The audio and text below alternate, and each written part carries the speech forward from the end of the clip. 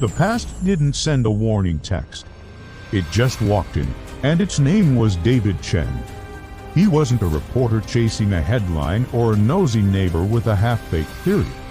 He wasn't trying to guess the truth. He drove 3 hours because he already knew a piece of it, and it was heavy.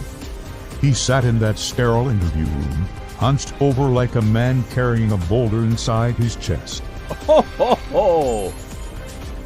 His hands trembled so much he couldn't even lift the coffee we'd given him. His eyes were glued to the polished surface of the table, as if he felt he didn't have the right to look up. To meet our gaze, Detective Miller didn't see a suspect across from him. He saw a confession, waiting to find its voice. And then David spoke. Ho, ho, ho! His words did paint a picture of the Thomas Maple Creek thought it knew, the man with the perfectly manicured lawn, the active PTA member, the guy with the neatly pressed shirt and the quiet, easy smile. No, David talked about a younger Thomas. The Thomas from college. A Thomas who was sharp, incredibly funny, but always seemed to have a shadow clinging to him. Ho, ho, ho! David took a shaky breath, and you could almost smell the stale beer and cheap pizza of a college dorm room. He remembered one night, the kind of 3 a.m. hour when secrets and truths spill out like cheap liquor. Thomas, after a few too many, had told him something he'd never told anyone else. He had a twin brother Dot had. Past tense. His name was William. Ho, ho, ho! They were only 7 years old when it happened. A summer day, a body of water. William drowned. David said you could feel the echo of that tragedy in Thomas's voice, even all those years later. Something in their family home hadn't just broken that day. It had shattered. It wasn't just the family unit, but a piece of Thomas himself. Ho, ho, ho! David's own voice cracked as he got to the part that had haunted him for decades, the part that never left him. He said that sometimes, after William was gone, Thomas's mother, lost in her grief, would slip up. She would call him William, and sometimes Thomas would answer, not as a cruel joke, not as a child's game of pretend. Ho, ho, ho! He answered because, for a fleeting moment, it made his mother stop crying. He would become William to soothe her pain. The interview room went completely still. You could have heard a pin drop. This case wasn't about gambling debts anymore. It wasn't about a secret financial crisis, or a hidden affair, or some clandestine meeting gone wrong. Ho, ho, ho! This was about something far deeper, far more complex. This was about identity. About memory, about a grief so profound it digs its roots in deep and completely rewrites a person's soul. David looked physically ill, consumed by a guilt he'd carried for years. He explained that he saw the news reports about Thomas's disappearance. He heard the rampant rumors, the whispers, the outright accusations. Ho, ho, ho! He saw the prevailing theory taking shape, that Thomas Maple Creek was living some kind of double life. And that's when the memory from the 3 a.m. dorm room conversation hit him. It didn't drift back gently. It kicked the door of his mind wide open. A chilling possibility began to form, one he couldn't ignore any longer. Ho, ho, ho! What if Thomas hadn't just disappeared? What if, under the immense pressure of whatever was happening in his life, he had simply reverted? What if he had become William again? What if the entire life he had so carefully constructed in Maple Creek, the perfect family, Ho, ho, ho! the respectable job, the friendly neighbor persona, was just a more sophisticated version of the mask he first learned to wear as a shattered 7-year-old boy? Detective Miller leaned forward, his focus absolute. This was it. This was the break. Not necessarily a break in the case file, but a break in the very foundation of the man they were searching for. Ho, ho, ho! The core question was no longer about where Thomas went. It was about asterisk. who asterisk he went as. In that moment, a straightforward missing person case twisted and contorted into a psychological labyrinth. The search for Thomas Maple Creek was now, inextricably, also the search for William. A search for a ghost that should have faded into memory decades ago, but was now, perhaps, walking the earth once more. Ho, ho, ho! Something felt off in Maple Creek that morning, and Thomas Johnson was about to find out why. The sun rose over Maple Creek just like it did every other day. That soft, golden light spilling over quiet streets, painting everything in a hue of perfect peace. Down on Elm Street, Thomas Johnson laced up his running shoes, the familiar worn leather a small comfort. Ho, ho, ho! He started his morning run, same route, same rhythm, same deceptive calm. The world was still half asleep, but not for long. He jogged past houses where lights were just beginning to flicker on, one by one, like sleepy eyes opening. The steady crunch of his footsteps on the gravel path mixed with the gentle, constant hum of the creek nearby. Everything looked perfectly normal. Ho, ho, ho! But that's the thing about small towns, isn't it? Nothing strange ever happens, until it does. As Thomas rounded the corner back toward his house, he saw his neighbor, old Mr. Henderson, struggling with a heavy bag of fertilizer, his face strained. Without a second thought, Thomas jogged over. "Let me get that for you, Bill," he said with an easy smile. Ho, ho, ho! He lifted the bag effortlessly, carrying it to the rose bushes. Strong, polite, kind. Just your average good guy, the kind of neighbor everyone in Maple Creek wished they had, or so it seemed. Back inside his own home, the warm, comforting smell of brewing coffee and fresh toast filled the kitchen. Ho, ho, ho! His wife, Sarah, was packing his lunch: a turkey sandwich, a crisp apple, and a little handwritten note. Just like always, their morning routine was clockwork, a well-oiled machine of domestic bliss. Maybe it was a little too perfect. Sarah smiled at him, but her eyes held a question that her lips didn't dare ask. Ho, ho, ho! She could feel it too, that subtle, unnerving shift in the air. Something was wrong. And then the phone rang, a sharp, piercing sound that sliced right through the morning calm. Thomas answered, that easy smile still on his face. At first, he listened, and then his expression changed. The smile vanished, his jaw tightened, his eyes went distant cold. Ho, ho, ho! He said only two words into the receiver, his voice low and flat, "Wrong number." He hung up, but Sarah knew. She saw the lie in his eyes. It wasn't a wrong number. He walked over and kissed her cheek, but the gesture was distracted, mechanical. His mind was somewhere else entirely. He grabbed his briefcase, gave a clipped goodbye, and walked out the door, leaving the silence ringing in his wake. Ho, ho, ho! By now, Main Street was coming alive with the bustle of the morning. Shopkeepers were rolling up their awnings. Neighbors waved to each other across the street. The world was moving on, blissfully unaware. But Eli, the old man who ran the corner newsstand, noticed something. Thomas Johnson always stopped for a paper and a joke about the weather. Ho, ho, ho! Always, but not today. Today, Thomas just paid, his eyes fixed on some point in the distance. He didn't smile. He didn't joke. He didn't even look up. He just paid for his paper and kept walking. For just a split second, Maple Creek's perfect, friendly mask seemed to crack. Ho, ho, ho! Just enough for a shadow to flicker behind it. Then, just as quickly as it appeared, the crack sealed over. The town went back to pretending nothing was wrong. Thomas disappeared around the corner, swallowed by the morning, and a fragile peace returned, at least for now. But that phone call, that single, quiet, Ho, ho, ho! wrong number, was the first domino to fall in a story that Maple Creek would never, ever forget.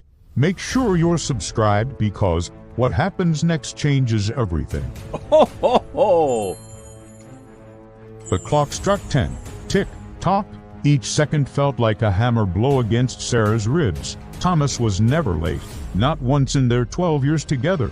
By 10:15, cold, heavy dread started to pool in her stomach, clawing its way up her throat. Her hands trembled as she dialed his office number. Ho, ho, ho! The secretary's voice was cheerful, a stark contrast to the storm brewing inside Sarah. "Good morning, Miller and Sons." Then a pause, a shift in tone. "Actually, Sarah." Thomas never came in this morning. That was the moment her world tilted on its axis, spinning out of control. Where could he be? Did he choose to leave? Or was he taken? Ho, ho, ho! Frantically, Sarah started making calls. The diner where he grabbed his morning coffee, his closest co-workers, his friends from the fishing club, anyone she could think of. Each conversation ended the same way. "No, sorry. Haven't seen him." Every no was another turn of the knife. Maple Creek, their picture perfect, peaceful little town, suddenly felt menacing. Ho, ho, ho! The air grew thick with unspoken questions. Whispers started to ripple through the neighborhood, fear thinly veiled as concern. By noon, the dread was unbearable. Her voice was a cracked whisper when she finally called the police. This wasn't just a late husband anymore. Was this a missing person case, or something much, much darker? Detective Miller arrived just after 1. Ho, ho, ho! He had a calmness about him that was unsettling, with sharp, observant eyes that seemed to have witnessed the worst of humanity countless times before. He moved through the Johnsons' home with a quiet purpose, his gaze sweeping over every detail. Thomas's favorite jacket was still hanging by the door. His coffee mug, half full and cold, sat on the counter next to a lunch he had only started to pack. Ho, ho, ho! The scene was eerily normal. Nothing was out of place, nothing was disturbed. And that's what made it so absolutely terrifying. The lack of a struggle, the sheer stillness of the house, screamed a silent, horrifying question. Did Thomas just walk away? As the sun began to dip below the horizon, a wave of panic washed over Maple Creek. The whispers had turned into action. Ho, ho, ho! Neighbors became searchers, their faces etched with worry. Flashlights cut through the encroaching darkness, their beams dancing like frantic fireflies among the trees. "Thomas, Thomas." Their calls echoed through the woods, the same woods where their children played, which now felt alive, watchful, and deeply sinister. Ho, ho, ho! Every snapped twig made hearts leap into throats. Every long, distorted shadow looked like it could be him or something else entirely. The collective hope was palpable, but so was the fear. Would they find him, or would they only find what was left of him, back at the house? Sarah stood motionless at the living room window, a ghost in her own home. Ho, ho, ho! Her pale, hollow-eyed reflection stared back at her from the darkened glass outside. The searchlights continued their slow, sweeping dance across the tree line, each pass feeling like a fading pulse of hope. The faces of her neighbors, people she'd known for years, looked different in the flickering lights. Worried, yes, but also guarded, suspicious. Ho, ho, ho! The town felt like it had been cracked wide open, its peaceful facade shattered. It only took one man, one inexplicable disappearance, to expose the fragile foundation of their idyllic life. Maple Creek was no longer just a quiet town. It was a town consumed by fear. And in the heart of that fear, Sarah was left to wonder if she ever really knew the man she married, or the town she called home. Ho, ho, ho! What secrets were hiding in plain sight, and who in this town full of familiar faces could she truly trust? The night was long, and the answers felt further away than ever. The silence that followed the searchers' calls was the most terrifying sound of all. Ho, ho, ho! If you find yourself captivated by this mystery and want to uncover what happens next in Maple Creek, make sure you hit that subscribe button and turn on notifications. We have so much more of this story to tell, and you won't want to miss a single clue. Thank you for watching. Ho, ho, ho! The search was over, but not in the way anyone wanted. No footprints had been found in the muddy trails surrounding their home. No witnesses had seen him leave. There were no clues. Just a deafening silence, and a thick, creeping fear that settled over the small town like a morning fog. Ho, ho, ho! The volunteers, who had spent the day combing through the dense woods, began to trickle home, their faces pale, their initial burst of neighborly hope fading into grim exhaustion. The police left too, their cars kicking up gravel as they pulled away, promising to return at sunrise to resume the search. Ho, ho, ho! And then there was just Sarah, alone in the house that suddenly felt cavernous, an echo chamber of memories. The silence was the worst part. It wasn't peaceful. It was heavy, suffocating. She moved through each room like a ghost, her own presence, a painful reminder of his absence. There was his favorite armchair, the indentation still faintly visible in the cushion. His coffee mug, left by the sink from that morning. Ho, ho, ho! His worn leather jacket, still hanging on the hook by the door, exactly where he always left it. Everything was there. Everything that made up the architecture of their life together. Except him. What happened to Thomas? It felt less like he was taken and more like he had simply stepped out of his own life.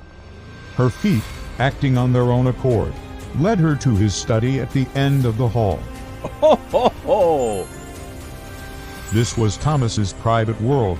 He'd always jokingly called it his chaotic sanctuary, a place where his brilliant but scattered mind could thrive. Usually, it was a testament to his creative process, stacks of papers teetering on the edge of collapse. Books left open to pages he found inspiring. A collection of half-empty coffee mugs bearing the rings of long nights. Ho, ho, ho! But tonight, everything was neat. Disturbingly neat. The books were squared away on the shelves, the papers were organized into tidy piles, the desk surface was clear, wiped clean. Her stomach lurched. It didn't look like the workspace of a man who was coming back. It looked like he had methodically cleaned up, erased his presence, before disappearing. Ho, ho, ho! Was he planning to vanish all along, or was he trying to cover something up before he left? With a trembling hand, she pulled open the top drawer of his large oak desk. It slid open with a smooth, quiet sound that seemed to scream in the stillness of the room. Her hands shook as she sifted through the pens and paper clips. Ho, ho, ho! And then she saw a single sheet of white paper, folded neatly in half, tucked beneath a heavy financial ledger. It was a note, Thomas's handwriting, the familiar, looping script she knew as well as her own. But this was different. The letters were rushed, uneven, jagged with an energy she'd never seen from him before. Desperate, she unfolded it. 3 words stared back at her. They know. Must disappear. Ho, ho, ho! Her world, which had been slowly fracturing all day, simply collapsed. They know. Must disappear. Each word was a tiny, sharp knife, plunging into her heart. Who were they? And what did they know? 1,000 terrifying scenarios flooded her mind, each one more horrifying than the last. This wasn't a man who had gone for a walk and gotten lost. This was a man running for his life. Ho, ho, ho! Her fingers fumbled with her phone as she dialed Detective Miller. He arrived with a speed that both reassured and terrified her. He was a quiet, focused man, his face a mask of professional calm. Completely unreadable. He slipped on a pair of latex gloves and carefully picked up the note with a pair of tweezers. Ho, ho, ho! The crinkling sound of the plastic evidence bag as he sealed the note inside was deafening in the otherwise silent house. That tiny, three-word piece of paper changed everything. It shifted the investigation from a missing person case to something far more sinister. In a small town, news, or rather, rumor spreads like wildfire. Ho, ho, ho! The official story was that Thomas Johnson was missing, but the unofficial stories were far more colorful. Whispers of massive debt, of secret affairs, of shady business deals gone wrong. The same neighbors who had once admired Thomas, the successful architect and friendly family man, now whispered his name like a dark warning, their imaginations running wild with a new, thrilling narrative. Ho, ho, ho! Was Thomas hiding a dark double life all this time? The town was hungry for a scandal, and his disappearance was serving it up on a silver platter. Detective Miller questioned Sarah late into the night, his voice low and steady, a stark contrast to the storm raging inside her. Each question was a careful probe, digging deeper into the life she thought she knew. Ho, ho, ho! And as she answered, dredging up memories from the past few weeks, little things started to click into place, small, seemingly insignificant moments she had previously brushed aside. The late nights he'd sworn were for work. The startled, almost hunted look in his eyes when the phone rang unexpectedly. The hushed, tense phone call he'd taken that very morning, turning his back to her so she couldn't hear. Ho, ho, ho! The way he'd seemed a million miles away, even when he was sitting right next to her. All the little red flags she had unconsciously collected, she had neatly sewn them into the comfortable quilt of their normal life, explaining them away as stress or fatigue. Now, they burned bright, signaling a danger she had been completely blind to. He hadn't been working late, he'd been running scared. Ho, ho, ho! Sarah's voice finally broke, the words catching in her throat. Tears, hot and blurring, filled her eyes as the devastating truth settled in. The man she had shared her life with, the man she had loved for 15 years, was a stranger living in mortal fear. Right beside her. Ho, ho, ho! And she had never even noticed. What secret was Thomas hiding that was so terrible it was worth abandoning everything and everyone he loved to escape it? Her search for him was over, but her search for the truth had just begun. Thank you so much for joining me on this journey into the shadows. If this story has you as hooked as I am, make sure to hit that like button and subscribe so you don't miss the next chapter. Ho, ho, ho! What do you think Thomas was involved in? Let me know your theories in the comments below. Stay curious, and I'll see you in the next video. Ho, ho, ho! Detective Miller had seen his share of missing person cases, but Maple Creek was different. This was the kind of town you see in postcards, quiet streets, perfectly manicured lawns, and neighbors who still waved good morning. It was a flawless facade, a picture of suburban peace. Ho, ho, ho! That is, until Thomas Johnson vanished. Suddenly, every friendly smile started to crack, and the perfect town began to unravel. Everyone claimed they knew what happened to Thomas. The problem was, every single version of the truth was a lie. Miller's first stop was Eleanor Vance's house, right across the street from the Johnson home. Ho, ho, ho! Her living room, with its lace curtains, smelled of lavender and old gilt. Eleanor, a widow with too much time and far too many secrets, leaned forward, her voice a conspiratorial whisper. "I saw him," she said, her eyes wide. He was arguing with a stranger. She painted a vivid picture. A tall man, a dark car, angry voices slicing through the evening quiet. Ho, ho, ho! But when Miller pressed for details, a license plate, a face, her memory became a blur. All she could recall was the fear, raw, palpable fear. But Miller had been a detective for a long time, and he knew fear was a terrible witness. It twists memories, turns shadows into monsters. Ho, ho, ho! Had Eleanor really seen a heated argument? Or was she just a lonely woman trying to insert herself into the town's biggest drama? Her story felt cinematic, too perfect, too much like a scene from a movie. Still, he wrote it all down. In a missing person case, every story matters, right up until the moment it doesn't. Ho, ho, ho!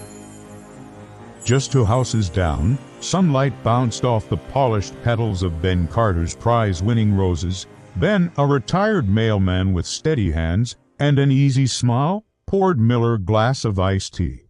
When Miller recounted Eleanor's story of the fight, Ben just laughed. Thomas. Arguing, he chuckled, shaking his head. No, he was happy as could be that evening. Ho, ho, ho! Waved at me right from his driveway, even complimented my roses. No fear, no stranger, no argument. It was the same evening, but in Ben's world, it was a completely different story. So there it was, 2 neighbors, 2 completely contradictory accounts of the same man on the same night. Eleanor's Thomas was angry, secretive, and on edge. Ho, ho, ho! Ben's Thomas was calm, friendly, and perfectly normal. The truth couldn't be both. Miller felt the first hairline fracture appear in Maple Creek's perfect veneer. This wasn't just a missing person. It was a town cracking under the weight of its own lies. His next stop was the house behind them. Johnson's, where a young, quiet piano teacher named Maya Phelps lived. Ho, ho, ho! She rarely left her home, and when Miller knocked, she opened the door just a crack. Her eyes darted nervously, and her fingers twitched at her side. Yes, she'd seen Thomas that night, she admitted. He was out back, pacing in his yard, talking on the phone. His voice was low, sharp, but when Miller asked what she'd heard, Maya froze. Ho, ho, ho! I couldn't make out the words, she whispered, her gaze dropping to the floor. Maybe he was just walking for exercise. The hesitation hung heavy in the air between them. Miller knew that tone all too well. It was the sound of someone lying to protect themselves. But why? What could a harmless piano teacher possibly have to fear from a missing accountant? Was she protecting Thomas? Ho, ho, ho!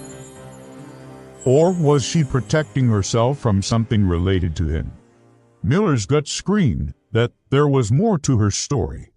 A phone call she didn't want to describe. A secret that, if uncovered, could blow this whole case wide open. As the sun dipped below the horizon, casting long shadows across the quiet street, Miller sat in his car, staring at the empty Johnson home. Ho, ho, ho!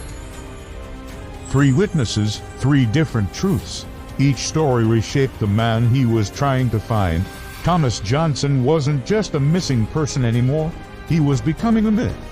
A ghost constructed from rumor, fear, and neighborhood guilt. Miller's thoughts turned to Sarah Johnson, the wife left behind, still clinging to the hope that her husband would walk through the door. Ho, ho, ho! Did she have any idea he was terrified in the days before he vanished? Did she sense the shadows gathering around their perfect life? Or had she been living with a stranger long before he ever disappeared? The deeper Miller dug into the secrets of Maple Creek, the clearer it became. This wasn't just about a man who went missing. Ho, ho, ho! This was about control. It was about power.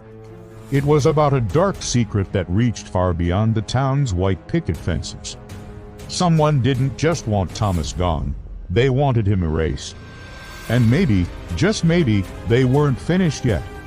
Later that night, long after the rest of Maple Creek had fallen asleep, one of those same neighbors picked up the phone and made a call.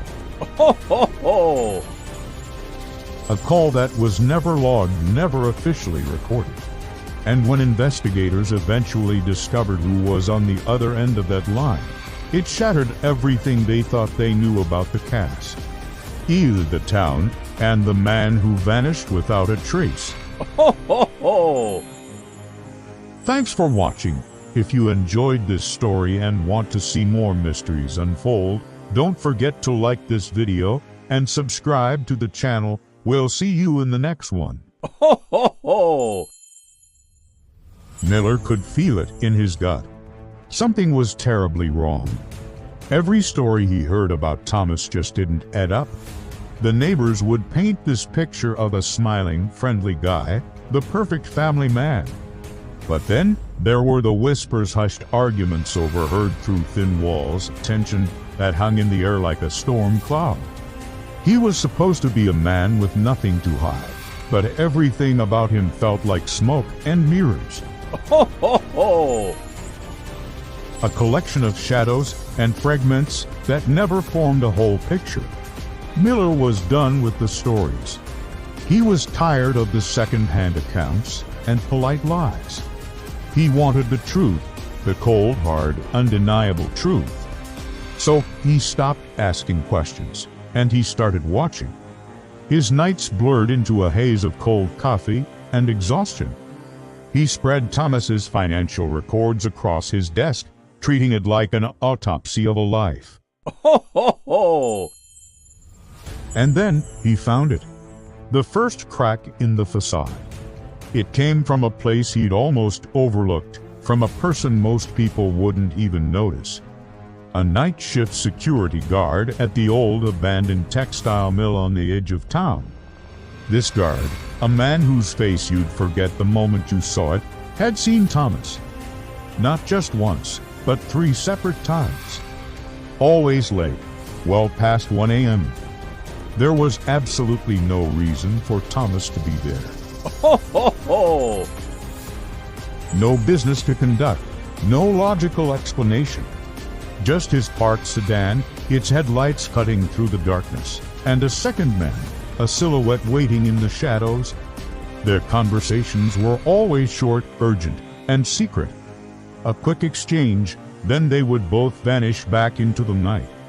What was Thomas really doing while the rest of the town slept so soundly? Miller knew that if you want to find the real story, you have to follow the money.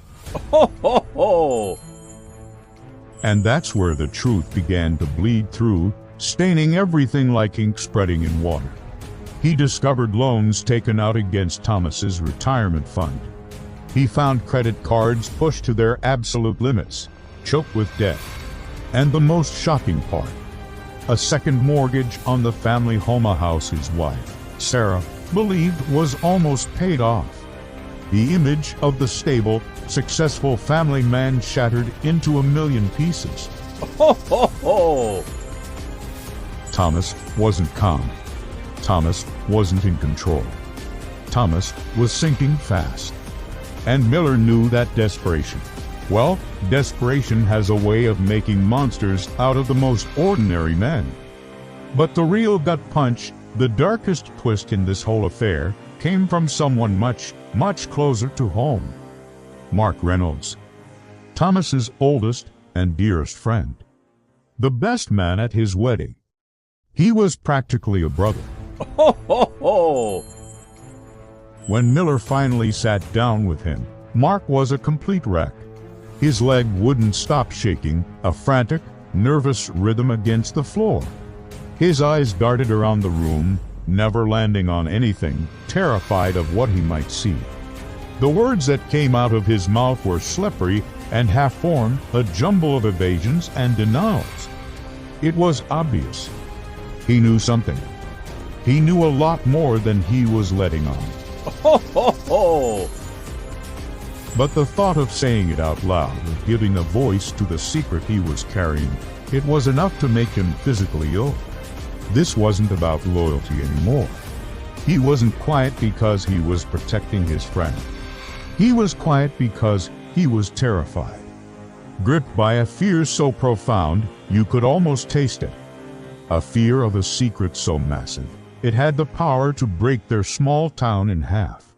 Suddenly, Miller saw it all with horrifying clarity. Ho, ho, ho! Maple Creek wasn't the peaceful, idyllic place everyone pretended it was. It was a performance, a staged play where every resident had a role. It was a quiet, unspoken agreement to look away from the cracks in the pavement, to ignore the rot that was spreading just beneath the surface. But now those cracks were no longer just hairline fractures. They were splitting wide open, threatening to swallow the whole town. Ho, ho, ho! And Thomas's disappearance. Miller realized with a chilling certainty that this wasn't the end of the story. It was just the beginning. The first domino to fall in a line that stretched much further than anyone could possibly imagine. The real question wasn't just where is Thomas?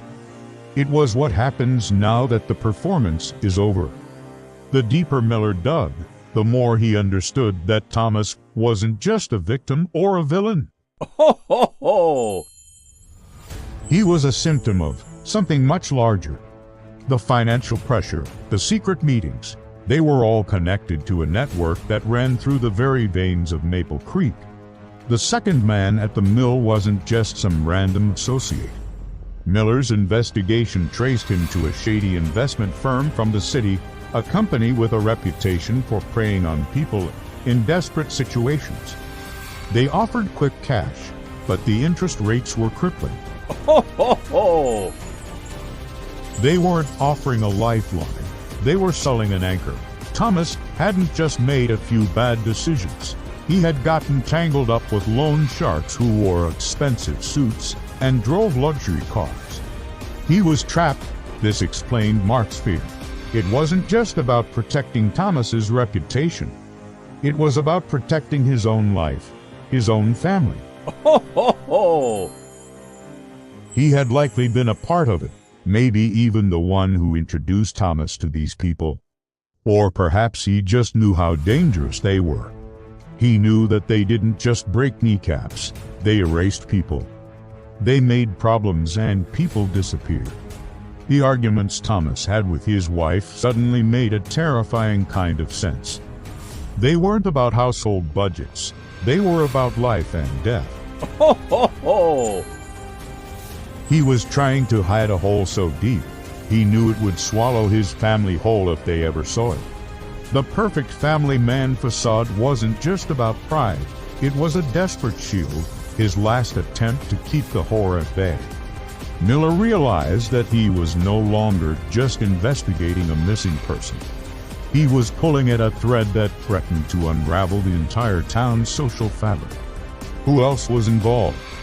Who else was trapped in this web of debt and fear? Ho, ho, ho!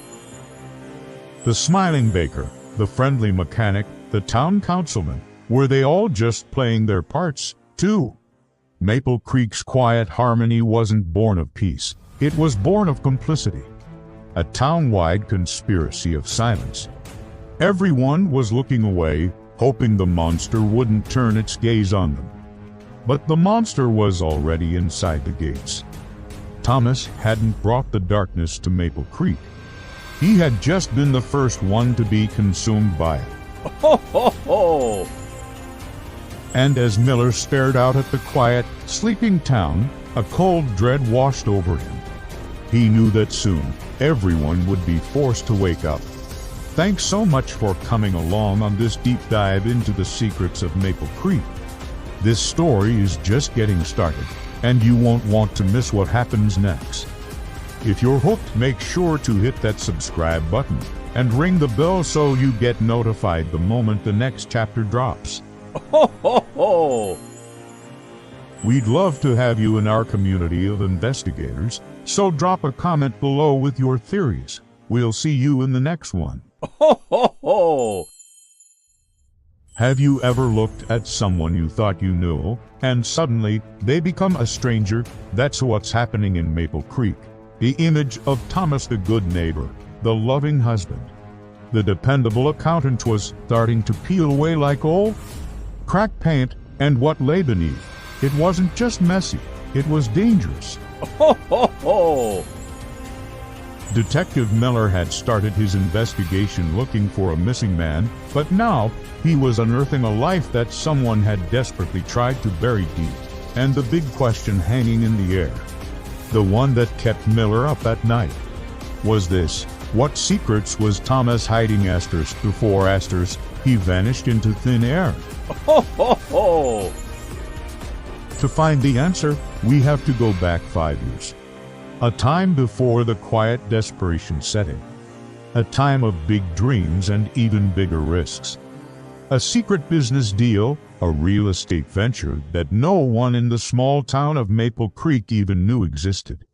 At the helm was a classic dream merchant, a charismatic charlatan who could sell sand in the desert.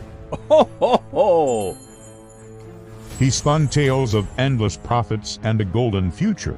Thomas, our steady, reliable Thomas, got swept up in the whirlwind. He didn't just invest, he went all in. Detective Miller, digging through stacks of dusty old files, finally found the paperwork. The truth didn't whisper. It screamed. Ho, ho, ho! The project hadn't just failed, it had imploded in the most spectacular fashion imaginable, a black hole of bad decisions and broken promises. And buried in the fine print was the detail that changed everything. Thomas, in a moment of either blind faith or utter foolishness, had personally guaranteed the loans. Ho, ho, ho! He was on the hook for every single penny. The debt didn't just vanish when the project did. No, it went quiet, it waited, it festered in the shadows, growing larger, more monstrous. Like a cancer in their finances, it was a secret so massive it could drown his entire family, without leaving a ripple on the surface. Ho, ho, ho! And when a secret that big finally breaks the surface in a town like Maple Creek, it doesn't just make waves, it creates a tsunami of gossip. At first, the whispers were gentle, tinged with concern. Did you hear about Thomas? Poor Sarah. But whispers have a way of turning sour. They rot. Ho, ho, ho!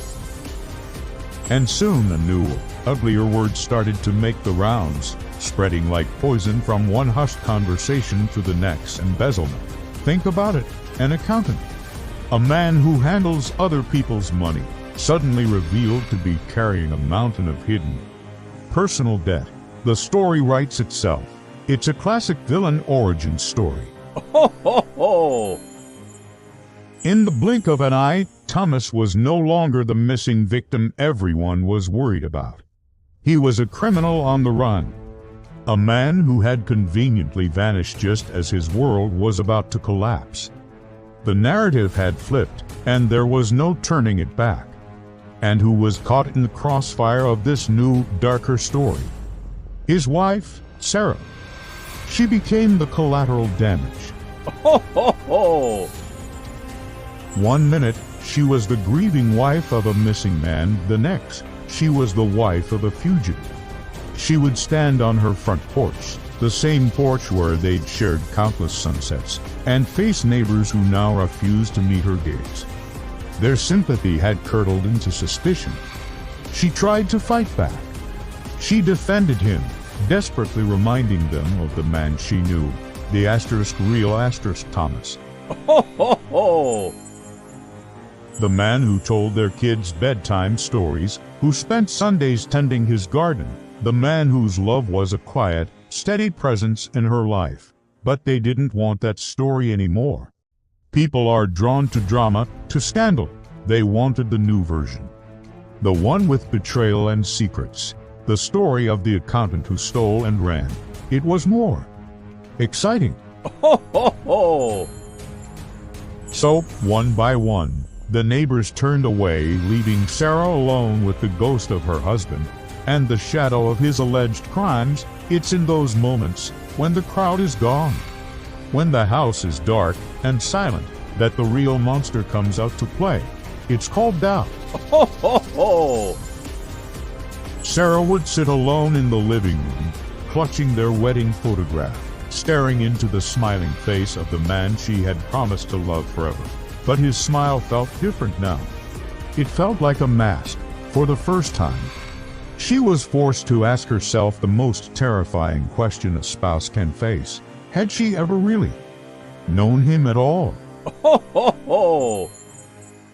Suddenly, the puzzle pieces started clicking into place in a way she couldn't ignore. The late nights he claimed were work, the hushed phone calls, and secret meetings, the constant, low-level stress humming beneath the surface of their lives, it all made a horrible, perfect kind of sense now viewed through the lens of this crushing, hidden debt. Ho, ho, ho! Her grief for her missing husband was still there, but it was now tangled with a new, colder emotion, fear. A deep, chilling fear that the man she had built her life with, the man she devoted her entire heart to, might have been a complete stranger all along. Perhaps he never even existed. Thank you so much for joining me on this deep dive into the mystery of Maple Creek. Ho, ho, ho! If you are as captivated by this story as I am and want to find out what happens next, make sure you hit that subscribe button and turn on notifications. You won't want to miss the next chapter. We'll see you in the next video. Ho, ho, ho! The call was synthetic, cold, like a ghost whispering through a broken radio, a voice devoid of humanity, a glitch in the fabric of the night. It said just 6 words: check the warehouse on Briar Road. Then, a sharp click, and silence descended once more. Ho, ho, ho! But those 6 words were enough. For Detective Miller, the voice was a jolt, a current of pure adrenaline that sliced through the bone-deep exhaustion of the past 72 hours. He felt something he hadn't dared to feel since Thomas Johnson vanished. Hope, a dangerous, sharp-edged hope that flared to life in the pit of his stomach. He didn't waste a second. Ho, ho, ho! He grabbed his radio, his voice cracking the quiet of the precinct. All units, with me. We're moving. He gathered the team, a grim-faced collection of weary detectives and uniformed officers. The city was a maze of dark, sleeping streets, punctuated only by the rhythmic flash of their blue and red lights painting the buildings as they sped by. Ho, ho, ho! An entire town was asleep, dreaming their mundane dreams, completely unaware that a handful of souls were wide awake, chasing a phantom's whisper. The warehouse on Briar Road loomed at the edge of town like a dead giant, a relic of a forgotten industrial age. Ho, ho, ho! Its windows were shattered eyes, its walls scarred with layers of graffiti, its steel bones exposed to the cold night air. It waited for them, a tomb of secrets. Inside, the air was thick, heavy with the smell of dust rot and old oil, the scent of forgotten work and decaying dreams. Their flashlight beams cut through the oppressive darkness, sharp blades of light revealing nothing but emptiness. Ho, ho, ho! Every shadow seemed to move, to breathe, to hold a secret it wasn't ready to tell.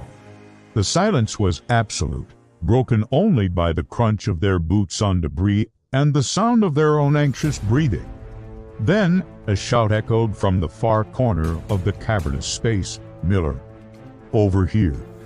Miller's heart hammered against his ribs as he ran towards the voice. And there it was. Ho, ho, ho!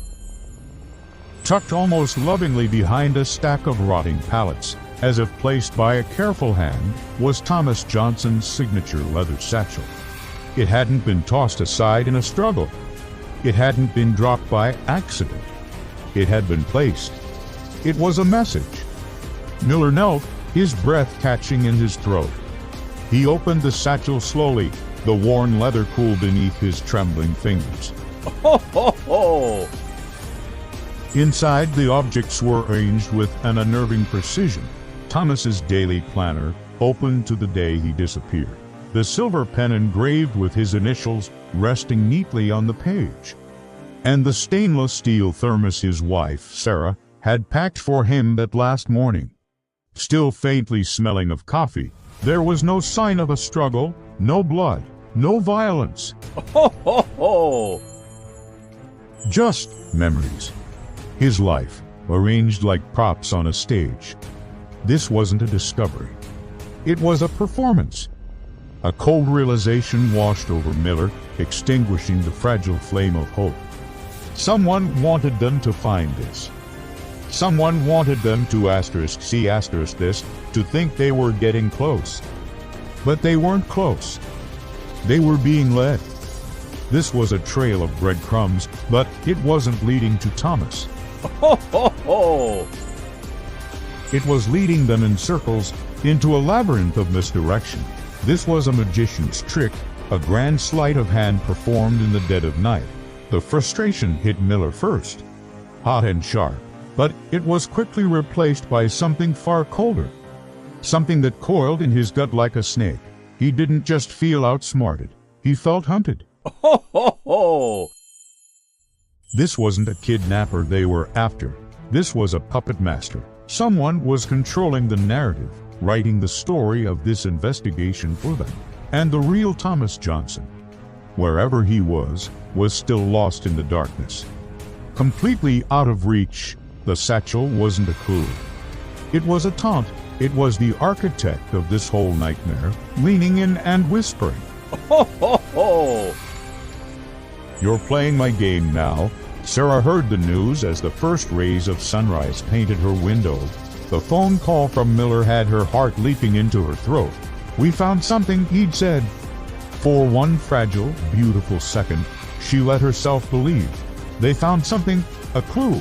Ho, ho, ho! A breakthrough.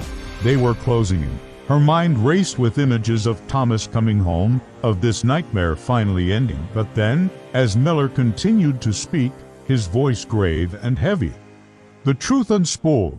It wasn't a clue. It was staged, designed, a deliberate manipulation. The hope that had soared so high just moments before shattered into a million pieces. Ho, ho, ho!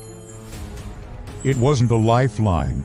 It was a taunt, and with that realization, the fragile dam holding back her grief finally broke. A wave crashed over her, not just the familiar ache of sadness, but a hollowing, suffocating emptiness. The kind you can drown in, because the horror had shifted. It wasn't just that Thomas was missing anymore. Ho, ho, ho! It was that someone out there was using him. Using his life, his memories, his very existence, as a pawn in some twisted, cruel game. And in that moment, Sarah understood that her husband wasn't just lost. He was a ghost being paraded around by a monster she couldn't see. The house used to be a home. Now, it was a cage. Every morning, I'd peek through the blinds, and they were still there. The news vans, lined up on our quiet suburban street like a row of vultures, waiting. The reporters, pacing the sidewalk, their voices a low murmur that seeped through the walls, voices pretending sympathy. But I could hear the hunger in them. Ho, ho, ho! A hunger for headlines, for the next salacious detail, for our family's private agony to become public entertainment. Every curtain we pulled shut became a story. Every silence was twisted into suspicion. Just stepping outside to check the mail felt like walking onto a stage, the clicks of cameras like 100 tiny judgments. Ho, ho, ho! The world we knew had vanished overnight, replaced by this suffocating fishbowl of speculation and whispers. But as bad as it was out there inside, it was worse. The silence in this house now is a physical thing. It's heavy. It presses down on you. Ho, ho, ho! I find myself listening for things that aren't there anymore. The sound of his keys in the door, his booming laugh from the living room, the silly arguments between the kids that used to drive me crazy. Now, all that life, that noise, it's just gone.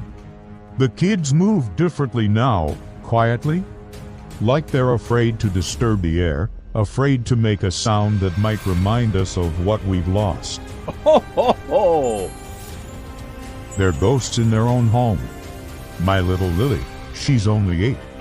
She carries her father's old sweater everywhere she goes, clutching it like a lifeline. I see her burying her face in it, searching for the scent of someone who isn't here. Her questions, they're like tiny, sharp knives. Is Daddy lost? She asked me yesterday, her eyes so wide and trusting. Will the police bring him home? Ho, ho, ho!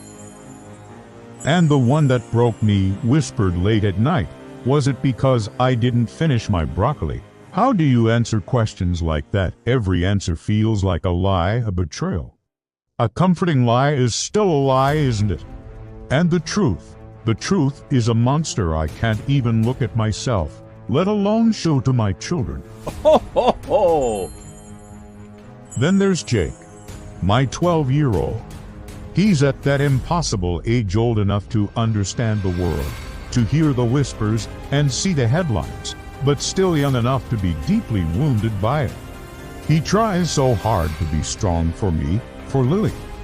He tries to stay quiet, to swallow his fear and his confusion.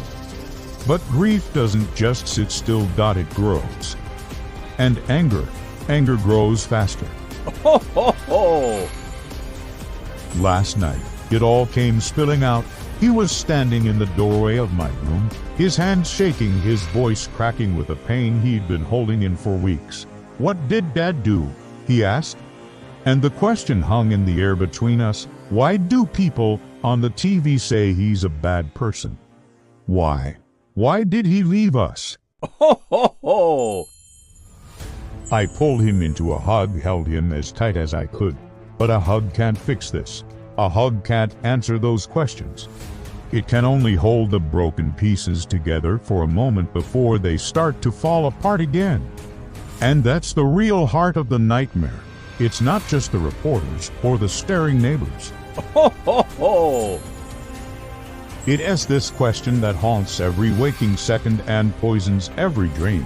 How do you defend someone you love when you're not even sure if the person you loved was ever real? That's when the memories attack. Not like sweet reminders, but like weapons. I'll be washing dishes and suddenly I see him, Thomas, laughing in the backyard, chasing the kids through the sprinkler. Ho, ho, ho! Or I'll be folding laundry and I'm back on the couch, bundled under a mountain of blankets during that huge snowstorm, all of us together. I can still hear the different voices he used when he read bedtime stories. How he made Lily giggle and Jake roll his eyes. Perfect moments. Moments that felt so real. So true. And now they're tainted. Ho, ho, ho! Every beautiful memory is a piece of evidence in a trial I am holding in my own mind.